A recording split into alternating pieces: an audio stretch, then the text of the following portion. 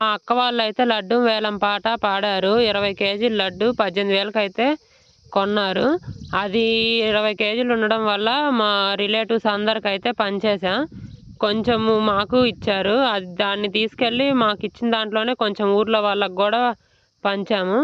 పంచి అలాగే మిగిలిన లడ్డూని తీసుకొనైతే తోటలోకొచ్చి గొర్రెపిల్లల మీద చల్లదామని తీసుకొచ్చాను. అలాగే కొంచెం పొలంలో గూడా చల్లదామని తీసుకొచ్చాను. ఇలా చల్లడం వల్ల పొలంలో మంచిగా ఉంటది. ఇదిగోండి నేనైతే నీళ్ళల్లో కలుపుకొని కొంచెం లడ్డు గొర్రెపిల్లల మీదైతే చల్లుతున్నాను. ఎక్కువ లేదు గాబట్టి కొంచెమే ఉంది గాబట్టి నీళ్ళల్లో గూడా యేసాను అవి తాగే నీళ్ళల్లో. ఎక్కువ ఉండుంటే మొత్తం అలాగే చల్లేసుంటే పోయేది. కొన్ని కూరగాయ చెట్లల్లో గూడా చల్లాను మంచిగా ఉంటదని. బీరకాయ చెట్టయితే ఇప్పుడే బీరకాయలైతే కాస్తుంది. మళ్ళా ఎక్స్‌ట్రా పూత గూడా ఉంది. ఒక సొరకాయ ఉంది. అలాగే 2 బీరకాయలు గూడా ఉన్నాయి.